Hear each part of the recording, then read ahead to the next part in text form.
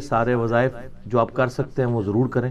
بہرحال بعض اوقات کسی کی مجبوری ایسی ہو سکتی ہے کہ اسے آفس کی مجبوریوں کی وجہ سے یا اپنے کاروبار کی مصروفیت کی وجہ سے یا بچوں کی دیکھ بھال کی وجہ سے ہماری اسلامی بہنوں کو ٹائم نہ ملے یا بعض اوقات صحت بھی اجازت نہیں دے رہی ہوتی. تو سیم یہی سوال سیدنا علی بن ابی طالب رضی اللہ تعالیٰ عنہ علیہ السلام کی بڑی بہن تھی سیدہ ام ہانی سلام اللہ علیہا، جو نبی علیہ السلام کی کزن لگتی ہیں، مولا علی کی بڑی بہن ہے اور ایجڈ خاتون تھی، نبی علیہ السلام کی بہن ہی لگتی تھی، تو آپ ان کے پاس چلے جایا کرتے تھے. تو یہ حدیث سنن نسائی الکبریٰ کے اندر موجود، ہم نے بلو کارڈ کے اندر اس حدیث کا ریفرنس بھی دیا ہوا ہے. پہلے میں ان کارڈز کے بارے میں آپ کو بتا دوں، یہ 2 کارڈز ہمارے ہیں جو ہم نے شروع میں جن کارڈز کو پرنٹ کیا تھا، جو آپ ڈاک میں منگوا بھی سکتے ہیں. ایک بلو کارڈ ہے اور ایک ہے گرین کارڈ. بلو کارڈ جو ہے وہ پیچھے سے مجھے دیں، یہاں تو نہیں رکھے ہوئے، 2 کارڈ دے دیں. بلو کارڈ جو ہے وہ صبح و شام کے اذکار ہیں اور گرین کارڈ جو ہے وہ فرض نماز کے بعد کے اذکار ہیں. ان کے میں نے بڑی حکمت کے ساتھ کلر کوڈنگ کی ہوئی ہے.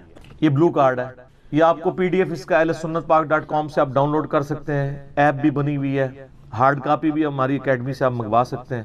فون صبح 9 سے لے کے 5 بجے تک آن ہوتا ہے.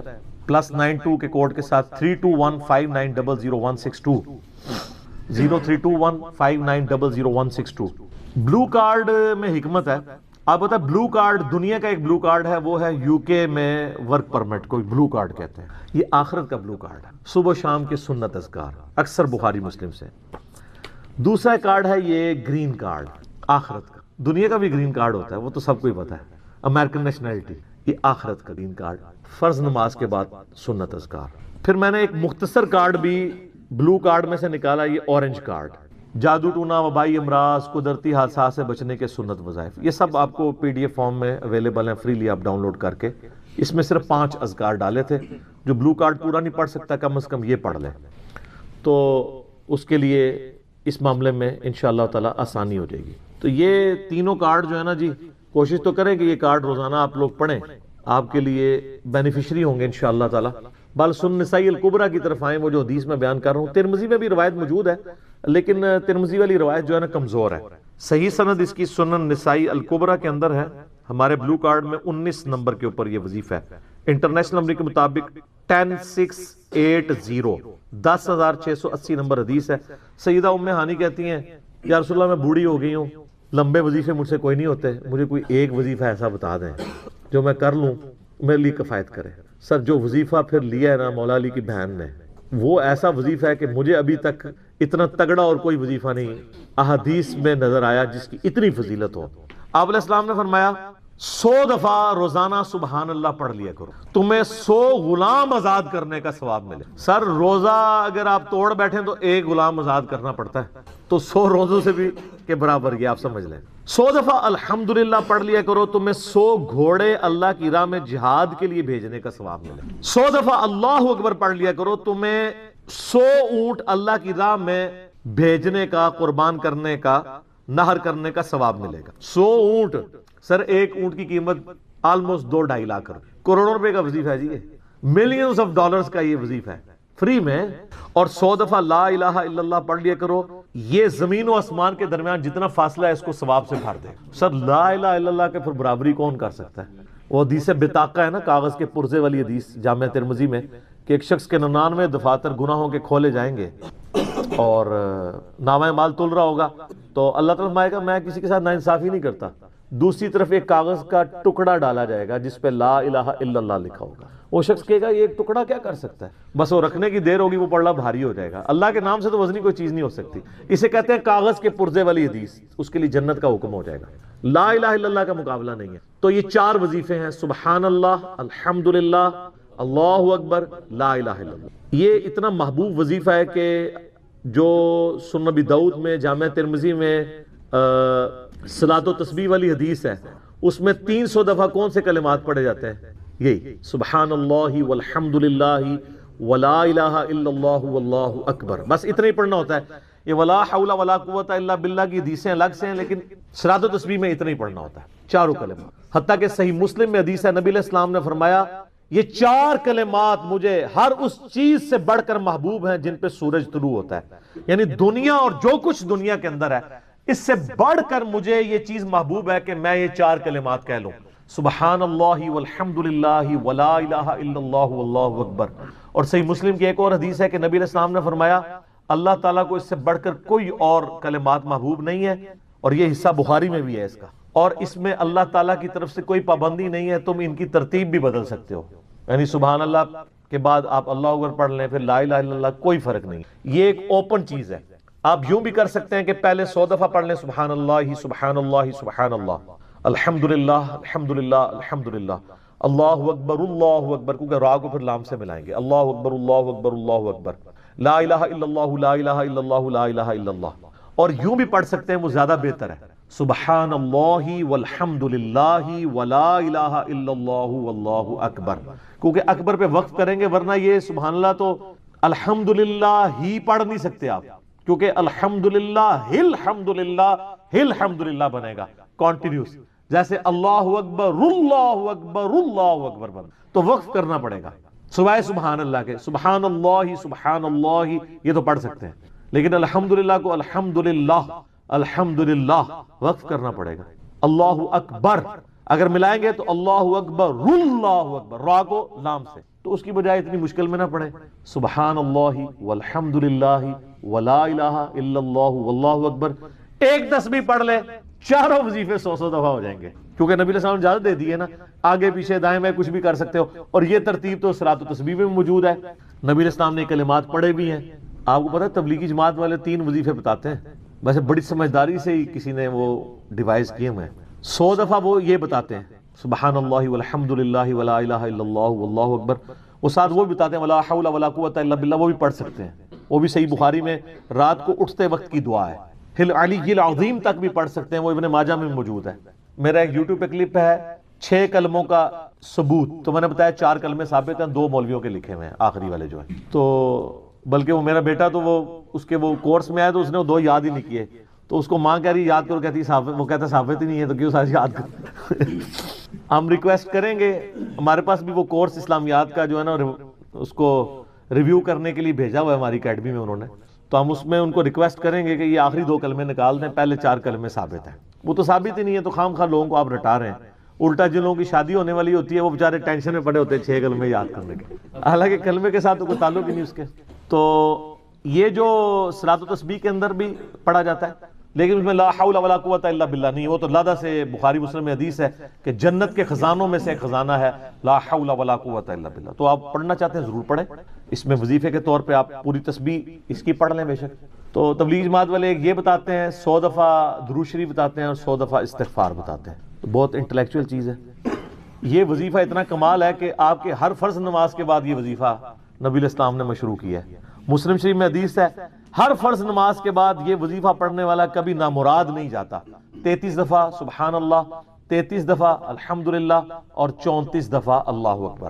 اور ایک حدیث میں ہے مسلم شریف کی کہ جو پڑھے 33 دفعہ سبحان اللہ, 33 دفعہ الحمدللہ, 33 دفعہ اللہ اکبر, اور 100 کا عدد پورا کرنے کے لیے پڑھ لے لا الہ الا اللہ وحدہ لا شریک لہ لہ الملک ولہ الحمد وہو علی کل شیء قدیر. 100 کا عدد اس سے بھی پورا کر سکتے ہیں, اور 100 کا عدد اللہ اکبر کہہ کے بھی پورا کر سکتے ہیں, تو اس کے سارے گناہ معاف کر دیے جائیں گے, اگرچہ سمندر کی جھاگ کے برابر ہی کیوں نہ ہو. لیکن وہ صغیرہ گناہ, کبیرہ گناہ صرف توبہ سے معاف ہوتے ہیں. وہ صحیح مسلم میں حدیث ہے کہ اگر بڑے گناہوں سے بچا جائے تو ایک جمعے سے دوسرا جمعہ, ایک رمضان سے دوسرا رمضان, اور ایک نماز سے دوسری نماز درمیان کے گناہوں کا کفارہ بن جائے گی. لیکن جو نماز ہی نہیں پڑھتا تو جمعہ پڑھتا رہے تو وہ تو بڑے گناہوں سے نہیں بچا ہوا نا. مسلم شریف میں حدیث ہے بندے کے کفر اور اسلام کے درمیان فرق نماز ہے. یہ نہ ہو کہ ایک رمضان پڑھ لے, اگر رمضان کے لیے بیچ چلے سارے, نہیں نا, اس طرح نہیں ہوگا. تو یہ وظیفہ اتنا کمال ہے, بخاری مسلم دونوں میں حدیث ہے. کچھ غریب صحابہ حضور کے پاس ہے, یا رسول اللہ ہر مقابلے میں ہم برابری کر لیتے ہیں امیر اصحاب کی, وہ روزے رکھتے ہیں ہم بھی روزے رکھ لیتے ہیں, وہ نمازیں پڑھتے ہیں ہم بھی نمازیں پڑھ لیتے ہیں, وہ جہاد کرتے ہیں ہم بھی جہاد کر لیتے ہیں, ایک معاملے میں آ کے ہم مارے جاتے ہیں. قرآن میں بار بار ہے اللہ کی راہ میں خرچ کرو, ہم تو خود ہی غریب ہیں, تو آپ ہمیں کوئی اس کا حل تجویز کریں. تو آپ فرمایا میں تمہیں ایک ایسی چیز بتاتا ہوں کہ تم ان کی برابری کر لو گے. تم ہر فرض نماز کے بعد 33 دفعہ سبحان اللہ, 33 دفعہ الحمدللہ, 34 دفعہ اللہ اکبر پڑھ لیا کرو. یہ بخاری مسلم دونوں میں. کچھ دنوں کے بعد پھر وہ حاضر ہوئے. یا رسول اللہ وہ تو امیر صاحبہ کو بھی پتہ چل گیا, وہ بھی یہی کچھ پڑھ رہے ہیں, اب ہم کیا کریں؟ تسی تک لو جناب, تسی گرین کارڈ دے تے بلو کارڈ دے چکر پہ ہو, دنیا دے آخرت کے نہیں. صحابہ کرام آخرت کے بلو اور گرین کارڈ کی بات کر. تو نبی علیہ السلام مسکرائے, آپ نے فرمایا ذالک فضل اللہ یؤتی من یشاء, یہ اللہ کا فضل ہے, میں تو اللہ کا فضل نہیں روک سکتا. ٹھیک ہے نا. تو ظاہر ہے گیون سرکمسٹانسز اللہ کے دیے ہوئے ہیں, اس کے اندر آپ بیسٹ پرفارم کرنے کی کوشش کریں. اللہ کے فضل کو تو کوئی روک نہیں لگا سکتا نا. کوئی یہ نہیں کہہ سکتا کہ جی وہ یعنی تیرے ہوتے جنم لیا ہوتا کیوں نہیں ہوا, ہو سکتا ہے ابو جہل ہی ہوتا. تو جس حال میں اللہ نے رکھا ہے اسی کو آپ بہتر سمجھیں. تو اس طرح کی کئی احادیث ہیں جو ان وظیفوں کو سپورٹ. اچھا, مسلم شریف میں ایک حدیث میں یہ بھی آیا کہ 10 دفعہ سبحان اللہ, 10 دفعہ الحمدللہ اور 10 دفعہ اللہ اکبر. اگر کسی کے پاس ٹائم تھوڑا ہے نا تو فرض نماز کے بعد یہ بھی پڑھ سکتے, 10 دفعہ بھی وظیفہ یہ والا کیا جا سکتا. ایک بڑی رکت انگیز حدیث ہمارے یوسف بھائی نے اس پہ کلپ بھی بنایا ہے, صفین کی راتوں میں. بخاری مسلم دونوں میں حدیث ہے. مولا علی علیہ السلام خود روایت کر رہے ہیں. وہ کہتے ہیں کہ نبی علیہ السلام کو جب اللہ نے کشادگی دی, کچھ غلام آپ کو گفٹ ملے, تو میں نے فاطمہ سے کہا کہ تم پورا دن گھر کی صفائی کرتی ہو, چکی چلاتی ہو, اس کی وجہ سے ان کے ہاتھ پہ بھی نشان بن گئے تھے. اس طریقے سے سامان اٹھا کے لاتی تھیں تو وہ رسی کے نشان یہاں پڑے ہوئے تھے. تو نبی علیہ السلام سے جا کے جو ہے وہ ایک غلام ڈیمانڈ کر لیتے ہیں جو ہمیں ذرا ہیلپ آؤٹ کر دے گا, جب سب کو مل رہا ہے تو ہمیں بھی مل جائے گا. تو سیدہ فاطمہ حاضر ہوئی. یہ حدیث بخاری میں بھی ہے, مسلم میں بھی. تو حضور علیہ السلام کے پاس گئیں, بات نہیں کر. طبیعت میں تربیت کس کی تھی سر؟ بولڈنس نہیں تھی وہ والی, حالانکہ باپ ہے اور حضور کو پتا تھا اپنی بچی کی عادت. تو وہ گئیں, بات نہیں کر سکی, واپس چلی گئی. تو حضور علیہ السلام محفل برخاست ہوئی, آپ خود آ گئے. سر وہ حدیث کمال ہے. مولا علی کہتے ہیں میں اور فاطمہ ایک چادر میں لیٹے ہوئے تھے اور نبی علیہ السلام ہمارے گھر میں آئے اور پاؤں کی جانب سے نبی علیہ السلام ہمارے بستر میں داخل ہوئے, حتیٰ کہ آپ کے پاؤں کی ٹھنڈک ہم نے اپنے سینے پہ محسوس کی. یعنی حضور علیہ السلام نے پاؤں کی جانب سے اپنے پاؤں انٹر کیے اور وہ پاؤں سیدہ فاطمہ اور مولا علی کے سینے تک پہنچ گئے, تو انہوں نے ان کو سینے سے لگا لیا. سر یہ فرینکنس کسی صحابی کو نصیب ہو سکتی ہے؟ تو آپ نے فرمایا وہ فاطمہ تم آئی تھی, کوئی کام تھا؟ سیدہ فاطمہ سے پھر بھی بات نہیں نکلی. تو حضرت علی کہتے ہیں میں نے نا پھر کہا یا رسول اللہ وہ میں نہیں بھیجا تھا, پورا دن کام کرتی ہے.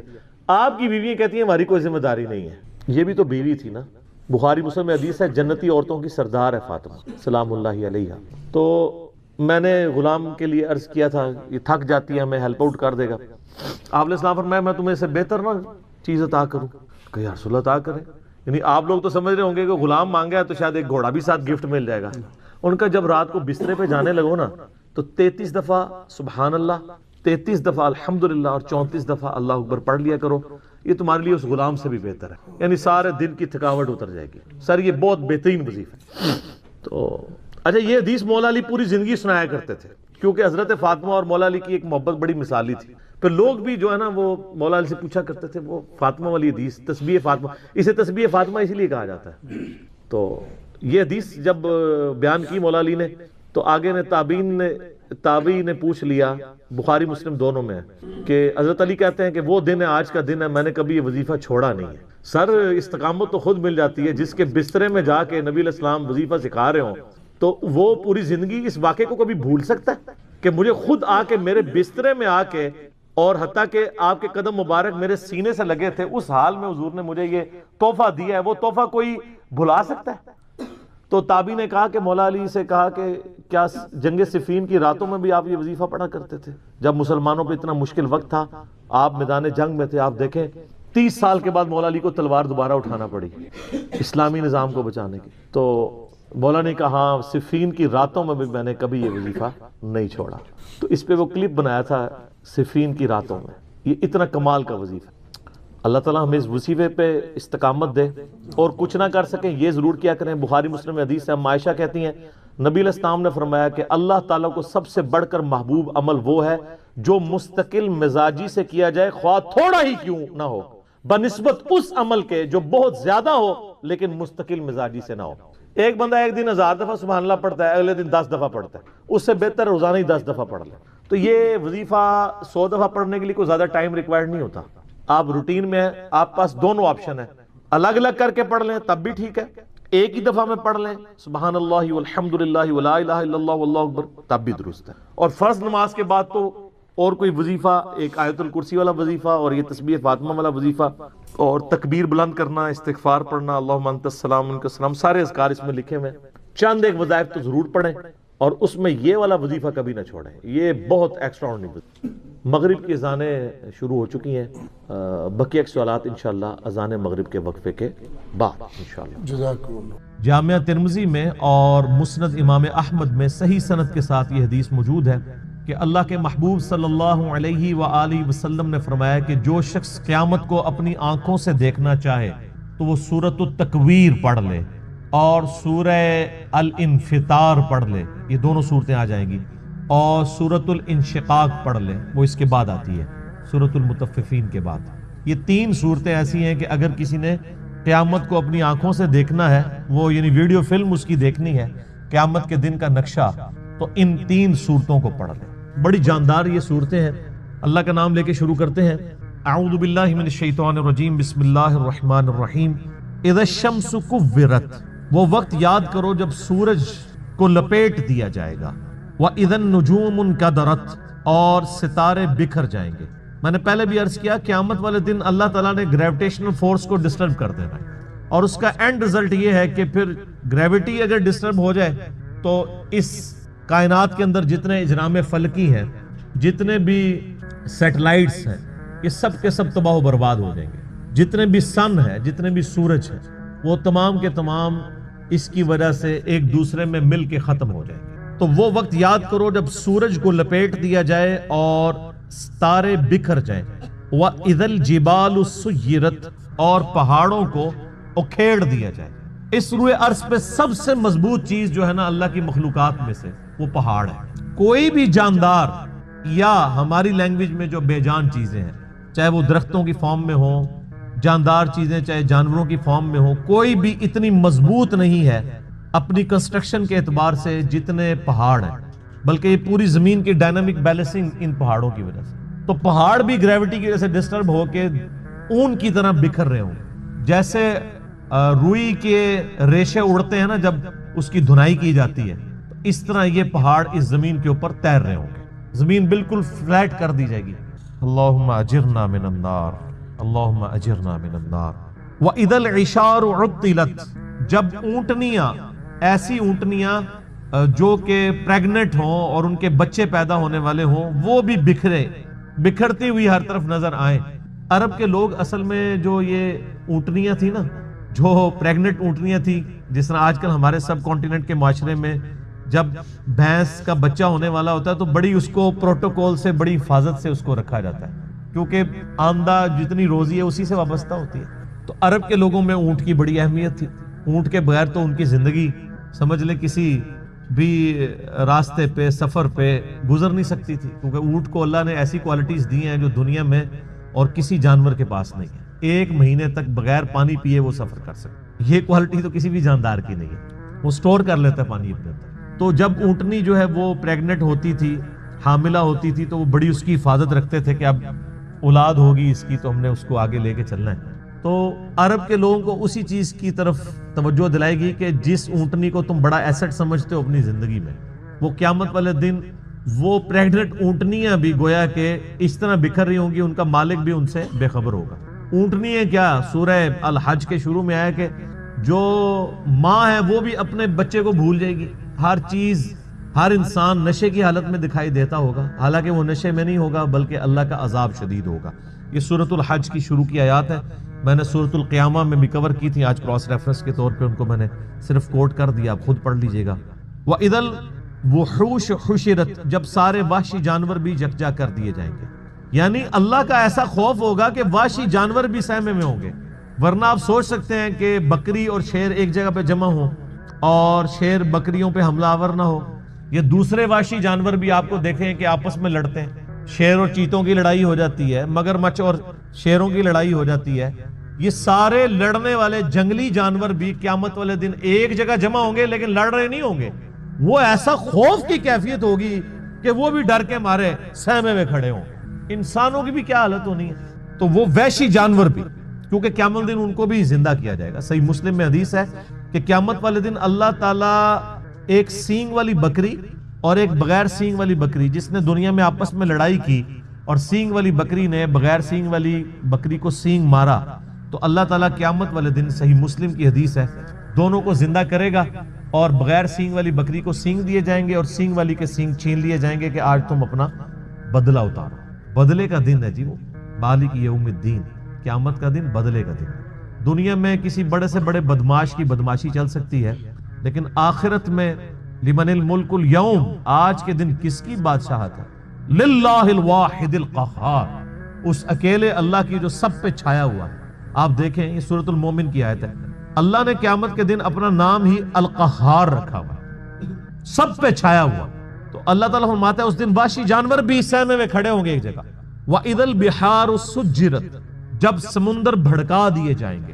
وَإِذَا دَكَّتِ الْأَرْضُ دَكًّا دَكًّا، آگے جا کے آئے گا نا، زمین کو کوٹ کوٹ کے برابر کر دیا جائے گا، یہ زمین کو فلیٹ کر دیا جائے گا، سارے پہاڑ، اونچی نیچی چیزیں سب ختم کر دی جائے گی۔ تو ظاہر ہے اس کا اینڈ رزلٹ یہی نکلنا ہے کہ زمین کے اندر جو لاوا ہے وہ باہر آ جائے گا یا ایٹ لیسٹ اوپر آ جائے گا۔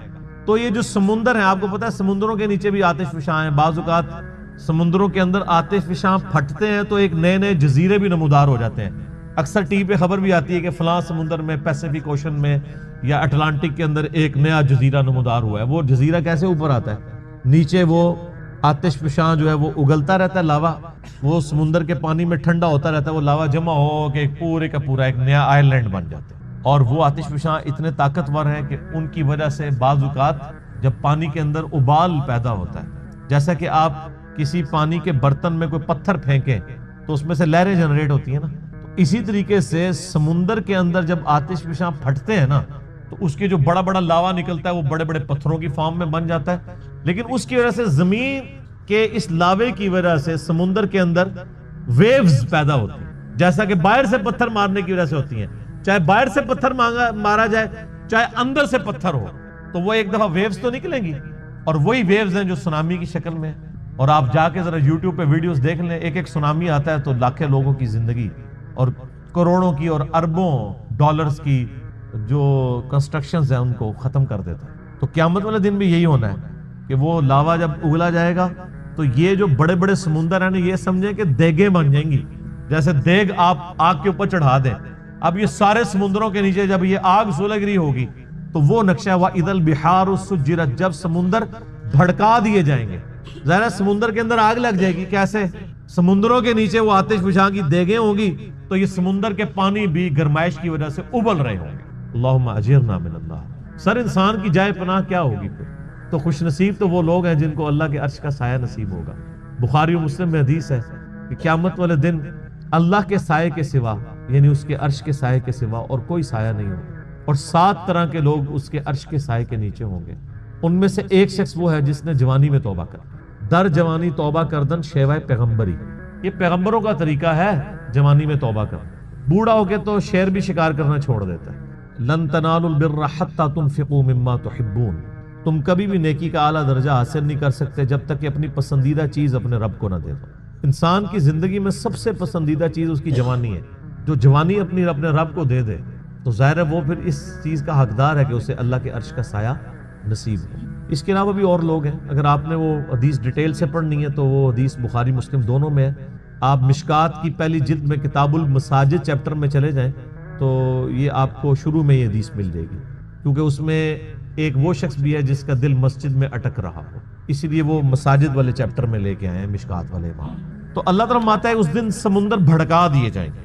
وَإِذَا النُّفُوسُ زُوِّجَتْ، اور جب جانوں کو جوڑ دیا جائے گا، یعنی مطلب روح اور جسم کا تعلق قائم کر کے مردوں کو قبروں سے نکال دیا جائے۔ وَإِذَا الْمَوْعُودَةُ سُئِلَتْ، اور جب کہ اس زندہ بچی سے پوچھا جائے گا جسے زندہ دفنا دیا تھا اس کے ماں باپ۔ آپ کو پتا ہے عرب کے لوگ بچی کی پیدائش سے وہ نفرت کرتے تھے، اور آج تک یعنی ہمارے سب کانٹیننٹ کے معاشرے میں وہ فرسودہ نظریات چل رہے ہیں، حتیٰ کہ مسلمانوں کے ہاں بھی چلتے ہیں، ہندوؤں کے ہاں تو بہت زیادہ ہے۔ 8 سے 15 سال پہلے کی آلموسٹ رپورٹ ہے BBC کی کہ انڈیا کے اندر روزانہ 3000 بچیاں پریگنینسی کے دوران مار دی جاتی تھی، 3000 روزانہ۔ ظاہر ہے 1 ارب سے زیادہ جب آبادی ہوگی، اب تو 1.5 ارب کے قریب پہنچ چکی، تو اس میں 3000 تو کچھ بھی نہیں. اسی وجہ سے آج انڈیا میں مردوں کی تعداد عورتوں سے زیادہ ہو گئی. 3000 بچے آج بھی وہی چیزیں چل رہی ہیں. اور ہمارے بھی سب کانٹیننٹ کے معاشرے میں, آپ پنجاب کے معاشرے میں تو بالخصوص دیکھ لیں کہ بچی کی پیدائش کو ایک نٹوریس چیز سمجھا جاتا ہے, ماں کے حق میں بھی اور اولاد کے یعنی اعتبار سے باپ کے حق میں. اور وہ ساسیں جو خود فیمیل جینڈر سے تعلق رکھتی ہیں وہ اپنے پوتی کے پیدا ہونے کے اوپر ناخوش ہو رہی ہوتی ہیں, حالانکہ انہوں نے نہیں سوچا کہ کیا وہ خود مرد تھی. وہ اگر فیمیل پیدا ہوئی ہے تو ٹھیک ہے, لیکن ان کے بیٹے کے ہاں اگر کوئی بچی پیدا ہو گئی ہے تو غلط ہے. کتنی یہ بری ٹریڈیشن. یہ علیحدہ بات ہے کہ بعد میں جب وہ بچے بڑے ہوتے ہیں تو بچوں کی وجہ سے اولاد کا جو بچوں والا جینڈر ہے اس کی پورشن کی وجہ سے ماں باپ جو ہے ذلیل ہو رہے ہوتے ہیں اور بچیوں کی وجہ سے وہ سکھی ہوتے ہیں. یہ علیحدہ بات ہے, زیادہ تر ہم نے یہی دیکھا ہے. تو اللہ تعالیٰ فرماتا ہے قیامت دن اس بچی کو زندہ کر کے اللہ تعالیٰ اس سے پوچھے گا بِأَيِّ ذَنبٍ قُتِلَتْ, تجھے کس گناہ کے سبب قتل کیا گیا تھا. کتنی لطیف گفتگو ہے کہ قتل کرنے والے سے نہیں پوچھا جا رہا بلکہ بچی سے پوچھا جائے گا کہ معصوم بچی آج تیرا دن ہے, تو بول کہ کس جرم کی پاداش میں تجھے قتل کیا تھا تیرے ماں باپ نے. تو معصوم بچی کو اللہ تعالیٰ بیسیکلی اسے حوصلہ افزائی فرما رہا ہوگا کہ آج دن ہے, تجھے بدلہ دلایا جائے گا. کتنے صحابہ تھے جنہوں نے یعنی ایمان لانے سے پہلے کفر کی حالت میں اس طرح کے جرائم کیے ہوئے, اور اللہ تبارک و تعالیٰ نے اسلام لانے کے سبب ان کی ان گناہوں کو معاف کیا. کئی ایک واقعات ہیں جو آپ سنتے رہتے ہیں. بہرحال یہ بہت بڑا جرم ہے. آج بھی یہ بات ماڈرن دور میں جو اس سے ریلیٹڈ چیز ہے جس کو ڈسکس کرنے کی ضرورت ہے. نیٹ کے اوپر آپ کو شعر و شاعری کی فارم میں بھی ایسی نظمیں ملیں گی سیدنا داہیہ قلبی رضی اللہ تعالیٰ عنہ کے بارے میں کہ ان کی ایک چھوٹی سی بچی تھی جو انہوں نے دفنا دی تھی, اور جب وہ اسلام قبول کرنے کے لیے آئے تو انہوں نے پورا بڑا رکت انگیز واقعہ ہے, وہ انسان بیان بھی نہیں کر سکتا. تو وہ بیان کر کے کہا یا رسول اللہ مجھے کیا یہ میرا گناہ بھی معاف ہو جائے گا؟ تو اللہ نے فرمایا, اللہ کے نبی علیہ السلام نے فرمایا کہ اسلام پچھلے سارے گناہوں کو معاف کر دیتا ہے. بہرحال آج کے دور کے اعتبار سے اس میں عبرت یہ ہے کہ اللہ کا شکر ہے اسلام کی برکت سے لوگ کم از کم بچیوں کو دفناتے تو نہیں ہیں, لیکن پریگنینسی کے دوران ضائع کرانا بھی کسی نہ کسی درجے میں اسی جرم کے اندر فال کرتا ہے. پریگنینسی آئیڈینٹیفائی ہوگی, ایون آئیڈینٹیفائی نہ بھی ہوئی ہو کہ یہ میل ہے یا فیمیل, اس سے پہلے بھی آپ یہ کام کر نہیں سکتے. اولاد کو قتل کرنے کے زمرے میں آتا ہے, اور قرآن حکیم میں بڑی سختی سے اس کی مذمت ہے. سورہ بنی اسرائیل میں تو اللہ تعالیٰ نے بالکل ایک اوپن فلسفہ بیان کیا ہے کہ مت قتل کرو اولاد کو مفلسی کے ڈر سے, تمہیں بھی ہم رزق دیتے ہیں اس کو بھی ہم ہی رزق دیں گے, بے شک ان کا گناہ بہت بڑا جرم ہے. لوگ ان چیزوں کو ہلکا جان رہے ہوتے ہیں, پھر ڈاکٹروں سے مشورہ کرتے ہیں, پھر ہمیں بھی کبھی بعض اوقات رابطہ کر رہے ہوتے ہیں, جی وہ بتائیں جی بس وہ جی یہ ہو گیا جی وہ ہو گیا جی یہ مجبوری ہے جی ابھی جناب 40 دن پورے نہیں ہوئے, فلاں نہیں ہوئے, یہ نہیں ہوئے. ونس پتہ چل گیا پریگنینسی ٹھہر گئی ہے, چاہے وہ 1 دن کی بھی ہے, آپ اس کو ضائع نہیں کروا سکتے. ہاں اس سے پہلے اگر کوئی بندہ وقفے کی کوئی صورتحال پیدا کرے تو وہ تو جائز ہے. میرے اس کے اوپر بخاری مسلم کی حدیث کی روشنی میں آپ فیملی پلاننگ لکھیں یوٹیوب پہ اور میرا نام لکھیں تو آپ کلپ کھول کے سامنے آ جائے گا. تو یہ آج اس کی ماڈرن فارم یہ ہے کہ لوگ پریگنینسی ضائع نہ کروائیں, یعنی لیکن جو ہے وہ جب آئیڈینٹیفائی ہو جائے تو پتہ چلے کہ فیمیل ہے تو پھر اس وقت ضائع کروا دیں, یا اس سے پہلے بھی کروائیں. یہ ایک ماڈرن فارم ہے, تو یہ بھی اسی طریقے سے اس کو کنڈیم کیا جائے گا. تو اللہ تعالیٰ ہمارا اس دن پھر بچیوں سے پوچھا جائے گا کہ تمہیں کس جرم میں قتل کیا گیا. یعنی بہت بڑا یہ جرم ہے. ابھی کچھ عرصہ پہلے انہوں نے مکے سے وہ آلموسٹ ابھی بھی وہ قبرستان پہاڑی کے اوپر میں نے وہ دیکھا ہوا ہے, قبرستان مکے کے اندر موجود ہے جہاں پہ وہ بچیوں کو زندہ درگور کیا کرتے ہیں. اب چونکہ مسجد حرام کی توسیع ہو چکی ہے لہٰذا وہ تقریباً آلموسٹ مسجد حرام کے قریب ہی, اگر آپ وہ باب الفاد والی سائڈ سے باہر نکلیں تو وہ پہاڑی پہ وہ اس قبرستان کی باقیات موجود ہیں جو انہوں نے مخصوص کیا ہوا تھا جہاں پہ بچیوں کو زندہ دفن کیا گیا. آپ دیکھیں آج یعنی اسلام کے اوپر اعتراض کیا جاتا ہے کہ جی اسلام بیسک ہیومن رائٹس کو اور عورتوں کے حقوق کو جو ہے وہ دباتا ہے, حالانکہ یہ کتنا بڑا ثبوت ہے کہ ہیومینٹی کو اس بڑی لعنت سے نجات ہی اسلام نے دلائی ہے. آج بھی آپ دیکھ لیں جو اسلام نے عورتوں کو عزت دی ہے کسی اور معاشرے نے نہیں دی. اس لیے آپ دیکھیں جب غیر مسلم عورتیں مسلمان ہوتی ہیں آپ ان کے انٹرویو سنیں تو وہ آپ کو پتہ ہے اس وقت جو غیر مسلم مسلمان ہو رہے ہیں نا ان میں 67% عورتیں ہیں اور 33% جو ہیں وہ مرد ہیں. عورتیں کہتی ہیں ہم سیکیور فیل کر رہی ہیں, ہمیں تو اسلام میں آ کے پتہ چلا ہے کہ عورت کی عزت ہی اسلام میں. وہاں گورے تو مطلب جو گوروں کے ملک میں تو گوریاں تو ترس جاتی ہیں کہ ان کو کوئی مخلص خاوند ملے, اور یہاں پہ مل جاتے ہیں اسلام کی وجہ سے. خاوند کیا غلام مل جاتے ہیں کتنی عزت ہے. اور عورتیں جس طرح بوڑھی ہوتی ہیں ان کی عزت میں اضافہ ہوتا ہے، عورتیں سٹرانگ ہوتی جاتی ہیں اور مرد کمزور ہوتا جاتا ہے، اور جب ماں بن جاتی ہے تو آپ دیکھ لیں ہمارے سب کانٹیننٹ کے معاشرے میں کتنی عزت ہے۔ چند ایک مثالیں آپ ایک نوٹوریس دیں گے، اوورال تو ایک ورتھ ہے نا۔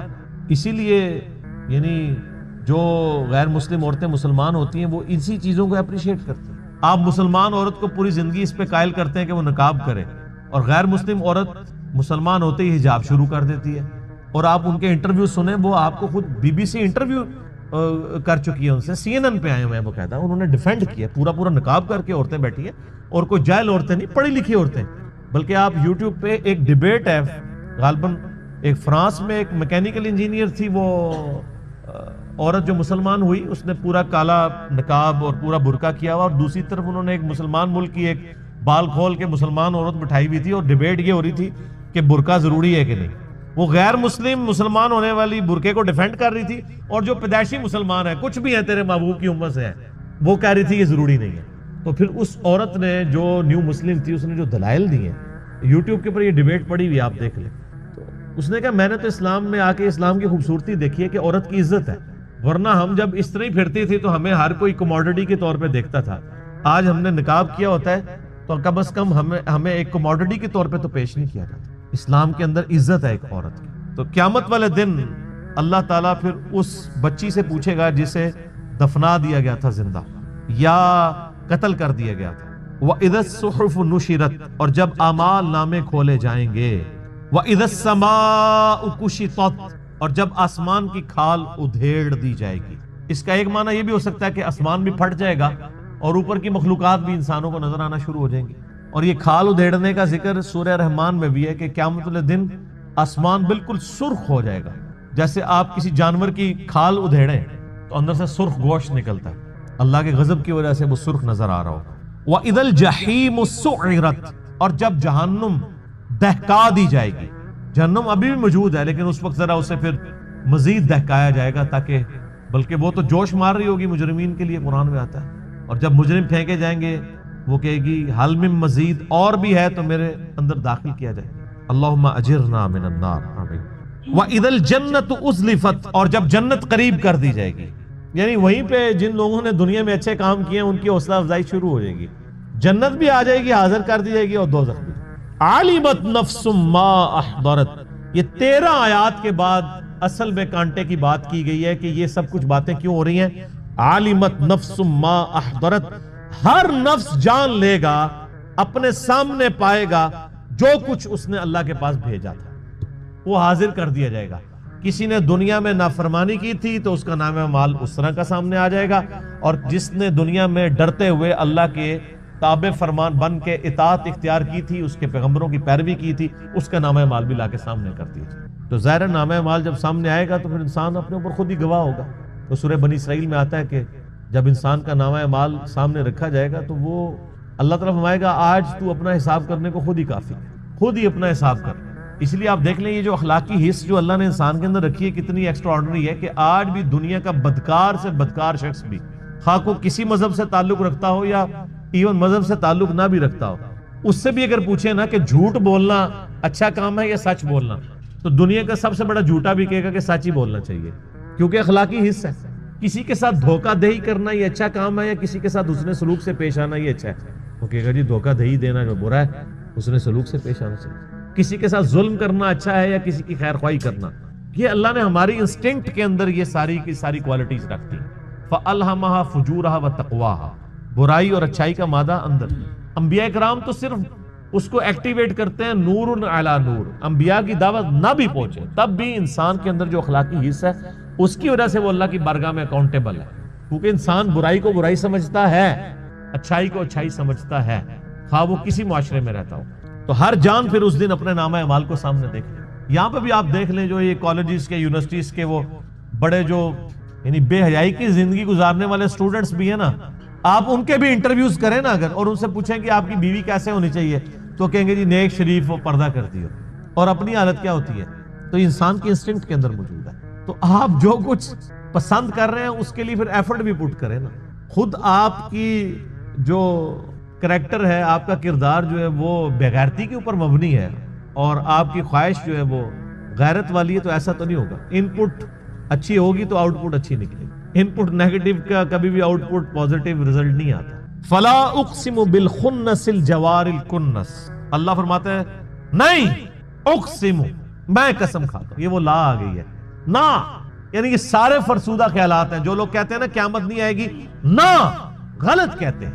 اقسم بالخنس الجوار الکنس، میں قسم کھاتا ہوں، مجھے قسم سیدھے چلنے والے رکے رہنے والے ستاروں کی، جو یعنی کبھی رکتے ہیں اور کبھی چلتے ہیں ود رسپیکٹ ٹو زمین۔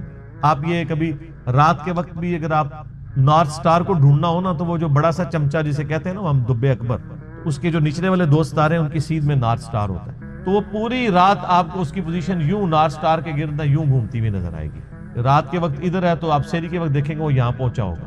تو اللہ نے ہمارا ان ستاروں کو، جن کو اللہ نے اس طرح ایڈجسٹ کیا ہے ود رسپیکٹ ٹو زمین، ان کی اورینٹیشن بدلتی ہے، مجھے ان کی قسم، یعنی ان کی قسم کا مراد یہ نہیں کہ وہ بہت عظیم ہے، مراد یہ ان کے بنانے والے کی قسم جس نے ان کو ان کاموں میں لگایا۔ واللیل اذا عسعس، اور رات کی جب وہ جانے لگے، والصبح اذا تنفس، اور صبح کی جب وہ سانس لے۔ صبح بھی تو سانس لیتی ہے نا، صبح کا وقت آتا ہے تو آپ دیکھیں کہ ایسے جیسے ایک شخص کی سانس آپ فیل کرتے ہیں اس کی زندگی کی علامت۔ رات کو بالکل سناٹا چھایا ہوتا ہے، جب رات جانے لگتی ہے صبح آتی ہے تو گویا یہ صبح سانس لے رہی ہوتی ہے، چرند پرندوں کی آوازیں آنا شروع ہوتی ہیں، پھر آہستہ آہستہ گہما گہمی ہونا شروع ہوتی ہے، اور اس طریقے سے جیسے انسان بھی جب صبح اٹھتا ہے تو ہلکی سی انگڑائی لیتا ہے، کرتے کرتے وہ پھر اٹھ جاتا ہے۔ صبح کے وقت جب وہ سانس لے، انہ لقول رسول کریم، بے شک یہ جو قرآن ہے یہ قول ہے ایک عزت والے رسول کا۔ یہاں رسول کریم سے مراد جبرائیل علیہ السلام، کیونکہ آگے آ جائے گا، اور اس سے پہلے پارہ نمبر 29 میں یہ سیم الفاظ نبی علیہ السلام کے لیے آئے تھے، عزت والا رسول۔ فرشتوں میں رسول حضرت جبرائیل علیہ السلام ہے، جو انسانوں میں رسولوں کے اوپر وحی لے کے آتے ہیں۔ ذی قوت عند ذی العرش مکین، وہ عزت والا رسول وہ ہے جو قوت والا ہے عرش والے کے ہاں، جو عرش کا مالک ہے اس کے ہاں اس کی قوت ہے، اللہ نے اس کو اتھارٹی دی ہوئی ہے۔ مطاع ثم امین، اس کی اطاعت کی جاتی ہے، وہ امانت دار بھی ہے، یعنی جو اللہ نے وہی دی وہ امانت کے ساتھ پہنچاتا ہے، اور فرشتوں کے ہاں اس کی اطاعت کی جاتی ہے، یعنی وہ فرشتوں کا سردار ہے، فرشتے اس کے اوبیڈینٹ ہیں، یعنی روح قدس جبرائیل علیہ السلام۔ وما صاحبکم بمجنون، اور تمہارے ساتھی کوئی مجنون نہیں ہے، نعوذ باللہ۔ وہ کہتے تھے کوئی جنات کا اثر ہو گیا نعوذ باللہ اس پیغمبر کے اوپر جو اس طرح کی باتیں کرتا ہے۔ یعنی ایک شخص جو مکے کی لوگوں کی آنکھوں کا تارا اور بڑی ڈائنامک لائف گزاری، اس نے صادق اور امین، بڑی ایکسٹروورٹ لائف تھی۔ نبی علیہ السلام کو گوشہ نشینی کی زندگی تو نہیں گزار رہے تھے، پہلے آپ لوگوں کی بھیڑیں چڑھایا کرتے تھے، پھر اللہ تعالیٰ نے فائنینشلی اسٹرانگ کیا، ایک مکے کی امیر عورت کے ساتھ آپ کی شادی ہو گئی، پھر ان کے لیے تجارت کا سامان لے کے جایا کرتے تھے، لوگ آپ کو صادق اور امین کہتے تھے، آپ صلی اللہ علیہ وآلہ وسلم کے پاس اپنی امانتیں رکھوایا کرتے تھے۔ اتنا شخص جو اتنا ایکٹیو شخص ہو، لوگوں کے کام آنے والا ہو، بڑی ڈائنامک لائف گزار رہا ہو، اچانک وہ وہاں پہ ایک نئی دعوت لانچ کر دیں تو ہلچل تو مچ جائے گی۔ بخاری اور مسلم میں آتا ہے جب آپ صلی اللہ علیہ وآلہ وسلم کی مبارک زندگی کا 40واں سال آیا، عیسوی اعتبار سے 38واں، اور ہم لیونر ایئرز کے اعتبار سے چاند کے مہینوں کے اعتبار سے 40واں، تو اچانک آپ کی طبیعت جو ہے وہ دنیا سے اچاٹ ہوگی، آپ غار حرا میں چند دن کے لیے گئے، کیونکہ اللہ تعالیٰ نے آپ کو گائیڈ کیا۔ وہاں پہ فرشتہ آیا، آپ کے اوپر پہلی وحی نازل ہوئی، میں نے پہلے بھی کئی دفعہ ان چیزوں کو ڈسکس کیا ہے۔ تو اس کے بعد کئی لوگ تو نبی علیہ السلام کے دشمنی کے طور پر کر رہے تھے، اور بعض آپ علیہ السلام کے بڑے ہمدرد تھے، وہ یہ سمجھتے تھے کہ یار یہ تو ہمارا ایک معاشرے کا ایسٹ تھا، اتنا انٹیلیجنٹ بندہ، اس کو روگ لگ گیا، تو وہ یہ سمجھتے تھے کہ شاید یہ جو چند دنوں کے لیے غار حرا میں گئے ہیں اور کھانا بھی سیدہ خدیجہ بنا کے دے دیتی تھی، تو ہو سکتا ہے وہاں پہ کوئی جنات کا اثر ہو گیا ہو۔ مجنون کا لفظ ہے نا، مجنون کیا کہتے ہیں جس پہ جنات کا اثر ہو، جن کہتے ہیں چھپی ہوئی چیز کو، جنت بھی اسی لیے اس کا نام جنت ہے، وہ چھپی ہوئی چیز ہے، آنکھوں کے سامنے تو نہیں۔ تو بڑی وہ نیک نیتی کے ساتھ سمجھتے تھے کہ شاید ان کے اوپر کوئی اثر ہو گیا، اور اس کے لیے وہ کوشش بھی کرتے تھے کہ ایسے لوگوں کو بلائیں جو جنات نکالنے والے ہیں، اس فیلڈ کے ماسٹر ہیں۔ اور اس حوالے سے صحیح مسلم میں ایک بڑی پیاری حدیث ہے کہ ایک شخص تھا جس کا نام تھا زماد، زماد تو نہیں، عربی میں ضباد کہیں گے، ضاد میم الف دال، اس کے بارے میں مشہور تھا کہ وہ جن نکالا کرتا تھا۔ وہ مکے آیا کہیں تو اس کو پتا چلا کہ اس طرح مکے میں ایک شخص محمد صلی اللہ علیہ وآلہ وسلم ان کے ساتھ اس طرح کا مسئلہ ہوا ہے، کچھ عرصے سے وہ اس طرح کی باتیں کرتے ہیں، غار میں چند دن کے لیے گئے تھے. لوگوں نے پھر مشورہ کیا تو اس نے کہا کہ مجھے نبی علیہ السلام کے پاس یعنی محمد کے پاس لے چلو. وہ آیا، اس نے بڑے یعنی اخلاقی انداز میں کہا کہ اے محمد اگر آپ چاہیں تو میں آپ کا علاج کر سکتا ہوں، میں جنات کا، اسیب کا، اس طرح کا جو سایہ وغیرہ ہوتے ہیں میں اس کا علاج کرتا ہوں. تو آپ صلی اللہ علیہ وآلہ وسلم سے اس نے کہا کہ آپ بتائیں آپ کیا بیان کرتے ہیں، آپ کو کیا پرابلم ہے. تو آپ علیہ السلام نے چند الفاظ پڑھے، ان الحمد للہ نحمدہ ونستعینہ ونستغفرہ، بے شک تمام تعریفیں اللہ کے لیے، ہم اسی کی حمد کرتے ہیں، اسی سے مدد چاہتے ہیں، اسی کی طرف رجوع لاتے ہیں. من یہدہ اللہ فلا مضل لہ، جسے اللہ گمراہ کر دے، جسے اللہ ہدایت دے اسے کوئی گمراہ نہیں کر سکتا. ومن یضلل، اور جسے وہی گمراہ کر دے، فلا ہادی، اسے کوئی ہدایت نہیں دے سکتا. واشہد ان لا الہ الا اللہ وحدہ لا شریک لہ، اور میں گواہی دیتا ہوں کہ اس اکیلے اللہ کے سوا کوئی معبود نہیں. واشہد ان محمدا عبدہ ورسولہ، اور محمد صلی اللہ علیہ وآلہ وسلم اس کے بندہ ہے خاص اور رسول. اس کے اوپر ایسا روب طاری ہو، اس نے کہا یہ آپ نے کیا کلام پڑھا، دوبارہ پڑھا. اس نے کہا ایک دفعہ پھر سنا. ابھی قرآن تو پڑھا ہی نہیں تھا، صرف آپ نے اپنے خطبے کے الفاظ پڑھے. تیسری دفعہ جب اس نے سنا، اس نے کہا واللہ ایسا کلام میں نے کبھی نہیں سنا. آپ اپنا ہاتھ بڑھائیں، میں آپ کے ہاتھ پہ بیعت کروں، میں اسلام قبول کرتا ہوں. یہ صحیح مسلم میں حدیث ہے. تو وہ آیا علاج کرنے تھا، اس فیلڈ کا ایکسپرٹ تھا. جس طرح آپ دیکھ لیں کہ جادوگروں نے اسلام قبول کر لیا تھا، ان کو پتا چل گیا تھا کہ موسیٰ علیہ السلام جو کچھ کر رہے ہیں یہ جادو نہیں ہے، کیونکہ ہر ایکسپرٹ اپنی فیلڈ کو جانتا ہے. ایک ڈاکٹر کو پتا ہے کہ ڈاکٹر زیادہ سے زیادہ کیا کر سکتا ہے، اور اس کے سامنے کوئی ایسا ایکسپیرینس آ جائے وہ کہے گا یہ ڈاکٹری میں پاسبل نہیں. جادوگروں کو بھی پتا تھا کہ جادوگر آنکھوں کا دھوکہ کرتے ہیں، یہ تو فزیکلی کر کے بتا رہا ہے یہ جادو نہیں. تو جادوگر جن کی بیس پہ فرعون اکڑا ہوا تھا وہ تو مسلمان ہو گئے، اس کے بعد تو فرعون کو ویسے ہی مسلمان ہو جانا چاہیے تھا، لیکن نہیں ہوا، ہدایت اس کی قسمت میں نہیں تھی. یہاں پہ بھی مشرکین عرب جو بار بار کہتے تھے اس پہ جنات کا اثر ہے، جو جنات کا ایکسپرٹ ہے وہ کہہ رہے کہ یہ جنات کا اثر نہیں ہے، اور وہ مسلمان ہو گیا. اس کے بعد گنجائش رہتی تھی کہ مشرکین عرب نبی علیہ السلام پہ ایمان نہ لاتے، لیکن وہ قسمت میں ہدایت. اور لوگ کہتے ہیں جی اللہ کے نبی زندہ تھے، لوگ پتہ نہیں کیوں نہیں بات مانتے تھے. آج اللہ کے نبی کی بات مان رہے ہیں لوگ. وہ تو ان سے بہتر تھے، وہ کافر تھے، کم از کم ڈٹے تو ہوئے تھے نا. یہ مسلمان ہو کے اللہ کے نبی کی بات ماننے کے لیے تیار نہیں ہے. تو میں تو آج کل کے مسلمانوں کو دیکھتا ہوں تو مجھے اندازہ ہو جاتا ہے کہ واقعی یار ایک بندہ نبی کو مان کے بھی نبی کی نہ مانے تو یہ تو بڑا مسئلہ ہے، اور ایک بندہ نبی کو مان ہی نہیں رہا وہ اس کی نہ مانے تو وہ چھوٹا مسئلہ. یہ جو آج کہہ رہے ہوتے ہیں نا جی وہ کاش تیرے زمانے میں ہوتا تو میں تیرے قدموں سے لپٹ جاتا، کبھی میں تیری جوتیوں کا تسمہ ہوتا، یہ کچھ ہوتا، میں کہنا رفع دین پھر بھی نہ تو شروع کرتا. تو کہنا ہم لوگ کہیں گے کہ یار ایک مکھیاں میں مارنا ہے. یعنی جو اتنا بزدل ہے آج کے دور میں کہ وہ اپنے نظریات کو قرآن و سنت پڑھ کے چینج کرنے کے لیے تیار نہیں ہے تو وہ ابو جہل ہی ہوتا. یہ ضروری نہیں ہے کہ تیرے ہوتے جنم لیا ہوتا تو ابو بکر، عمر، عثمان و علی ہوتا رضی اللہ عنہ مجمعین. نہیں، عین ممکن ہے کہ ابو جہل ہوتا، عبداللہ ابن ابی ہوتا. یہ بات کرنا بڑا آسان ہے، تیرے ہوتے جنم لیا ہوتا. یہ ساری کہانی ہے میرے بھائی، یہ بڑا مشکل کام ہے. یہاں پہ آپ دیکھ لیں نبی علیہ السلام کے کارٹون بنتے ہیں تو جنہوں نے داڑیاں نہیں رکھی سب سے پہلے وہ آ کے بینک توڑتے ہیں، شیشے توڑتے ہیں، گاڑیوں کو آگ لگاتے ہیں عشق رسول کے نام. انہی کو کہتے ہیں کہ یار داڑھی رکھ لو نال ہی ٹھوس. حالانکہ ہونا یہ چاہیے کہ ان کافروں نے نبی علیہ السلام کے جو کارٹون بنائے ہیں اس میں نبی علیہ السلام کی مبارک داڑھی میں بم رکھ کے نا انہوں نے اس طرح کی شکلیں بنائی ہیں. تو تو پھر جڑا بننا کہ تو نے میرے نبی کی داڑھی میں بم دکھایا ہے. ابھی تو میں نے داڑھی نہیں رکھی تھی لیکن آج سے میں داڑھی رکھتا ہوں، ایسی کی تیسی تم لوگوں کی. تو کوئی کرنے کے لیے تیار نہیں ہے. یہ مشکل کام ہے. آپ بینک لوٹنا، گاڑیوں کو آگے لگانا، اے ٹی ایم مشینیں اکھاڑ کے لے جانا. ثواب دیکھیں، اے ٹی ایم مشین اکھاڑیں آپ کو پیسے بھی ملے اور ثواب بھی ملے، اور کیا چاہیے. ظاہر ہے یہی کہانی کرائی گئی ہے نا. پاکستان میں تو مولوی یہی پٹی پڑھا رہے ہیں نا. جو بھی اینٹی اسٹیٹ ایکٹیویٹیز پہ علماء ابھار رہے ہیں اپنی عوام کو، وہ یہی کچھ کر رہے ہیں نا. غلامی رسول میں موت بھی قبول ہے، غلامی رسول میں اے ٹی ایم مشین لوٹنا بھی قبول ہے. تو سر پھر ایسی غلامی تو ہر بندہ کرے گا نا. دوویں جہانی مٹھے باؤ کہ مشین بھی لوٹ لی اور جنت بھی پکی کروا لی. تو یہ ساری باتیں کرنا یعنی آسان ہے، یہ دعوے کرنا آسان ہے، لیکن حقیقت ہے کہ یہ بڑا مشکل کام ہے سچائی کو قبول کرنا. تو اللہ تعالیٰ فرماتا ہے کہ تمہارے صاحب مجنون نہیں ہے، ان پہ کوئی جنات کا اثر نہیں ہے. اور پھر نبی علیہ السلام کا کریکٹر بھی ان پر گواہ تھا. جنات کے اثر والے لوگ تو بہکی بہکی باتیں کرتے ہیں. جس پہ جنات کا اثر ہو وہ یہ لوگوں کو کہے گا کہ اپنی بچیوں کو زندہ دفن نہ کرو، اپنے ماں باپ کے ساتھ اس نے سلوک کرو، اس خدا کی عبادت کرو جس نے تمہیں بے قدر پانی سے پیدا کیا ہے۔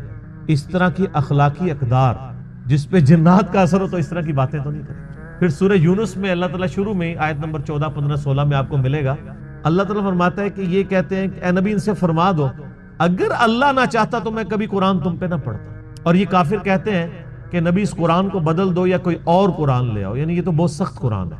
اے نبی تم فرماؤ کہ مجھے کوئی حق حاصل نہیں کہ میں اپنی مرضی سے اس قرآن کو بدل دوں، میں تو خود اس وحی کا پابند ہوں جو اللہ کی طرف سے میری طرف آتی ہے۔ قل انی اخاف ان عصیت ربی عذاب یوم عظیم، اے نبی یہ بھی فرما دو کہ بالفرض اگر میں بھی اپنی خواہش نفس سے کچھ ایسا معاملہ کرتا ہوں، اپنے رب کی نافرمانی کرتا ہوں، تو میں بھی ڈرتا ہوں کہ بڑے دن کا عذاب مجھے بھی آ پکڑے گا۔ اس سے زیادہ اور کس طریقے سے آپ کو بات سمجھائی جاتی کہ قرآن میں یہ آیت 3 دفعہ ریپیٹ ہوئی ہے، سورہ یونس میں، سورہ الانعام میں اور سورہ الزمر میں۔ قل انی اخاف ان عصیت، اے نبی تم فرماؤ مجھے تو خود خوف لگا ہوا ہے کہ بالفرض اگر میں نے بھی اپنے رب کی نافرمانی کی تو بڑے دن کا عذاب مجھے بھی آ پکڑے۔ یہ آپ کے بابا ہی ہیں جو کہتے ہیں جو ہمارا مرید ہوا تو ہم تو اس وقت تک جنت میں نہیں جائیں گے، حالانکہ وہ بابے خود نماز پڑھ رہے ہوتے ہیں نا، ان کے مرید نماز پڑھ رہے ہوتے ہیں۔ نماز کا پوچھے کہتے ہیں مدینہ شریف پڑھتے ہیں۔ ان سے کہیں کوئی ضعیف حدیث دکھا دیں کہ نبی علیہ السلام جب مکے میں تھے تو مدینے آ کے نماز پڑھتے تھے، اور جب مدینے میں تھے تو مکے جا کے نماز پڑھتے تھے۔ کہانیاں، اور بلکہ میں نے اس کہانی کی تو وہ انجینئرنگ کی ہے کہ صحیح مسلم میں حدیث ہے کہ نبی علیہ السلام نکلے تو بنو سلمہ کے کچھ لوگوں کو دیکھا مدینہ شریف میں وہ کھڑے ہوئے تھے۔ آپ نے فرمایا کیوں کھڑے ہو یہاں پہ؟ تو کہا یا رسول اللہ ہم ذرا دور رہتے ہیں تو مسجد نبوی میں آتے ہوئے ہمیں ٹائم کافی زیادہ لگ جاتا ہے، تو ہم نے ارادہ کیا کہ ہم مسجد نبوی کے قریب شفٹ ہو جائیں۔ تو آپ نے فرمایا جو اتنے قدم چل کے آتے ہو تمہیں ثواب ملتا ہے۔ ان کے یا رسول اللہ لیٹ ہو جاتے ہیں، پہنچنے میں تکلیف ہوتی ہے، تو آپ نے فرمایا ہر قدم پہ ثواب ملتا ہے۔ تو انہوں نے پھر مسجد نبوی کے قریب شفٹ ہونے کا ارادہ ترک کر کے اپنے انہی علاقوں میں رہے، صرف اس وجہ سے کہ جتنے قدم چل کے آئیں گے ثواب ہوگا۔ تو میرا ایک معصومانہ سوال ہے کہ بزرگ تو اڑ کے یہاں سے مدینے پہنچ جاتے ہیں، وہ بنو سلمہ والے صحابہ جو کہتے ہیں